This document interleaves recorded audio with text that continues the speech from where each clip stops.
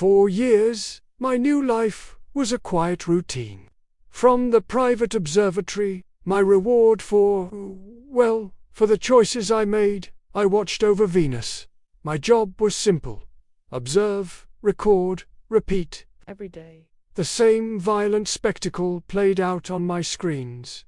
Explosions tore across the planet's surface.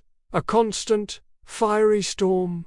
It was a beautiful, terrifying ballet I watched for years. A reminder of what a world could endure. I'd sip my coffee, log the data, and wonder if this was all there was to it. Just watching a world burn itself out, day after day. Then, one morning, something changed. A flicker in the data. A subtle shift that broke the monotony. The temperature readings, they were dropping. Not by much, just a fraction of a degree. But it was there. I thought it was a sensor glitch at first. I ran diagnostics, rebooted the system, everything. But the next day, it dropped again. And again the day after that. The raging furnace of Venus was, impossibly, starting to cool down. The daily explosions became less frequent, less violent. The planet was calming, settling into a rhythm I'd never seen before. Over the next couple of years, the impossible became the improbable, and then the undeniable. The gravitational readings started to shift. Venus wasn't just cooling, it was condensing, its mass pulling inward, stabilizing. A solid core began to form where there was once only chaos. I felt like I was watching a planet being born in. Fast forward, my reports to the Council started to sound less like routine logs and more like science fiction. They were skeptical, of course. Who wouldn't be? But the data was irrefutable. Venus was transforming. And then came the shock. The moment that turned my quiet observation post into the center of the scientific universe. As the planet's new form solidified, its surface began to resolve into familiar shapes. Continents, land masses. It was starting to look like Earth. A primitive, barren version. Yes, but the resemblance was terrifyingly clear. I spent a week cross-referencing old Earth geography archives, staring at the holographic models, my heart pounding in my chest. It wasn't just a resemblance. It was a mirror, a ghostly echo of our own world, forming in the cosmic dust. My hands were shaking as I made the call. I told them what I was seeing, the impossible data streaming onto my console. I practically begged them. We have to get a closer look. We have to send a probe. Now, to my surprise, there was little argument. The data I'd been sending had already caused a stir.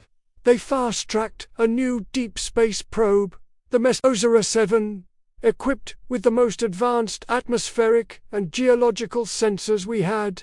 Its mission: get to Venus, enter a low orbit, and show us what was really happening on the surface. The months the Messenger 7 traveled felt like decades. I barely slept. I lived in the observatory, glued to the telemetry, tracking its progress. Every scientist on Earth was holding their breath. The fate of humanity, our future, our understanding of the universe, it all felt like it was riding on that tiny, remote-controlled vessel.